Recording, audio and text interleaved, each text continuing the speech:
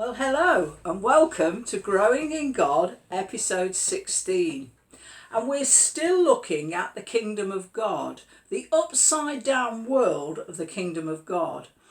And I think it's an upside down world because our world is so far from what God really would want it to be.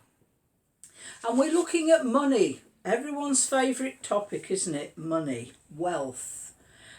Someone said a man's checkbook or a man's wallet is the last thing to be saved. And I think it's just as true for women, particularly if it involves clothing and things.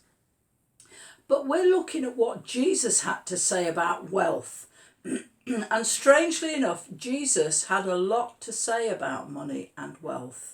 We kind of get the impression Jesus was otherworldly and floated about and healed people, and that was it. But his teaching was incredible, and his teaching about daily living and how to live it is amazing.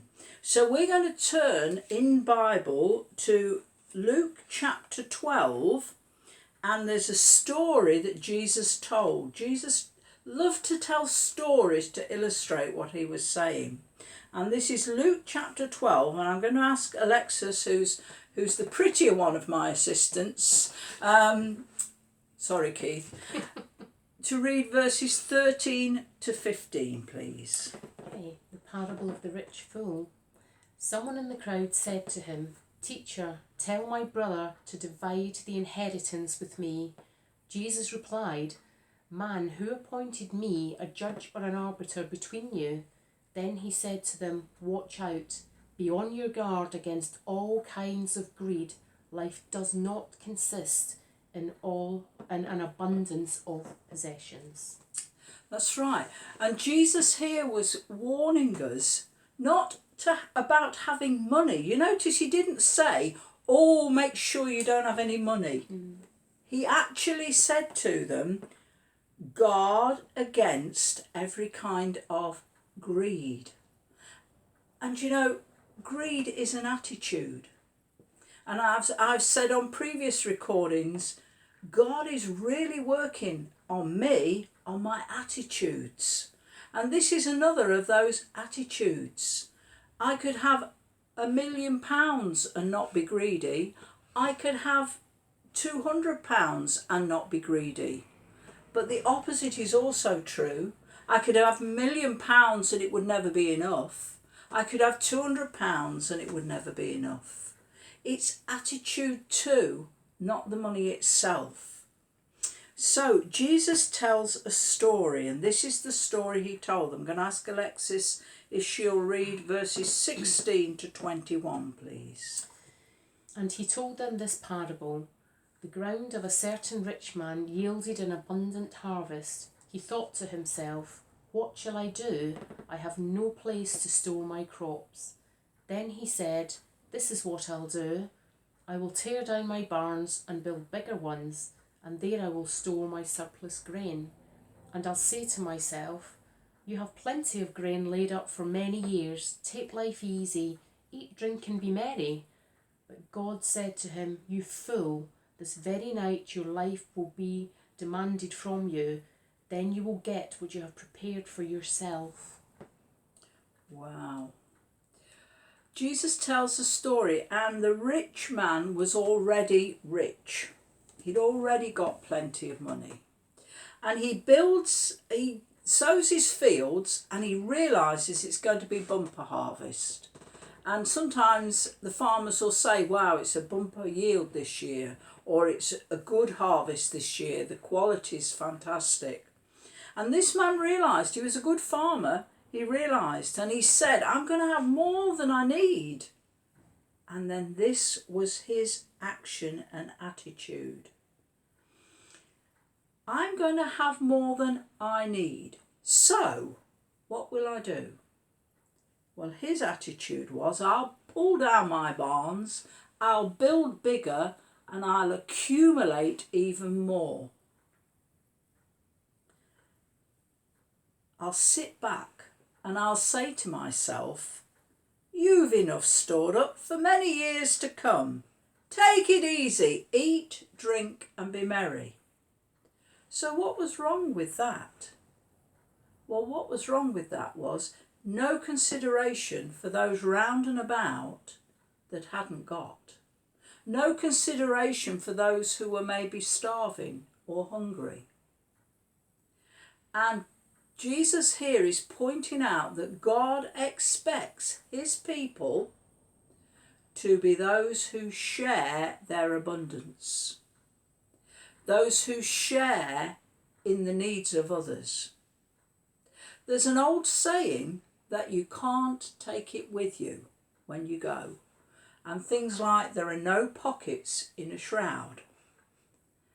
And those are true sayings. You can't take it with you. There aren't any pockets in a shroud, but you know what? You can send it on ahead.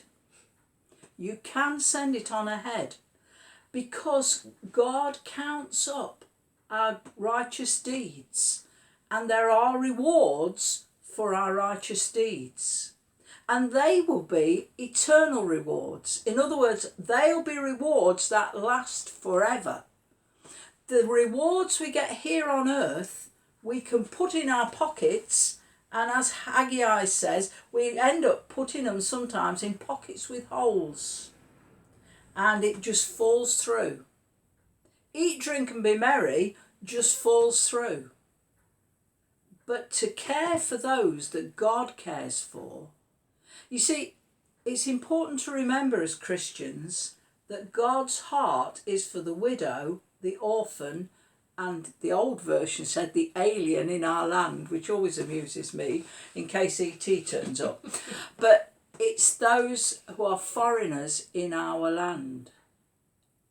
And as Christians, I think we need to take a rain check, as the saying goes, on my attitude towards immigrants that come into my land. You see, God was quick to say to the children of Israel, you were strangers in Egypt and you were badly treated. But how are you treating those who are strangers in your country? How am I treating those who are strangers in my country? Do I have that mentality that says it's my country? Well, as Christians, our country is heaven. It's not this world, it's heaven. And so let's review and take another look at how we think about things in light of eternity. Alexis has just shared on Facebook Live with us about the good place. And again, it was about eternity. You see, it isn't just this life, there is a life coming. And what have I done about preparation for that life? I mean, firstly, where am I going to spend eternity? And Alexis reminded us there's a heaven and there's a hell. There's a place with God and there's a place without God. And can I just warn any who don't know Jesus who are listening to this? If you choose to leave Jesus out of this life, then you won't be pestered with him in the next. You'll be in the place where he isn't, and that will be hell. God says to this man, this farmer, you fool, you're going to die tonight. Then who'll get everything you've worked for?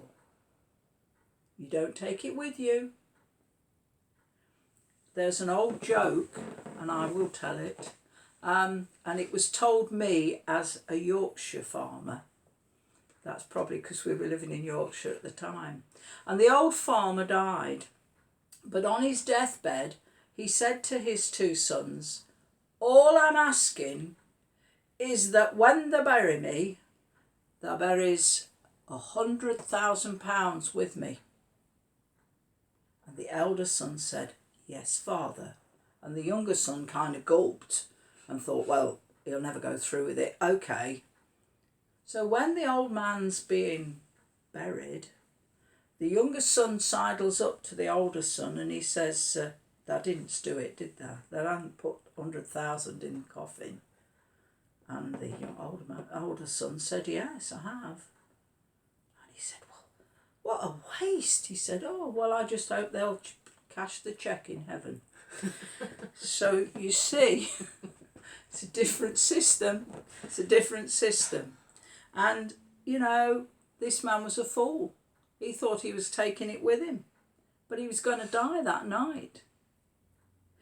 And Jesus then sums that up by saying, a person is a fool to store up earthly wealth, but not have a rich relationship with God. I pray that every one of us that listens to this recording will have that rich relationship with God. Are you rich in God, or are you poor without him? Don't be poor without him. Make your choice now. God bless you, and thank you for listening.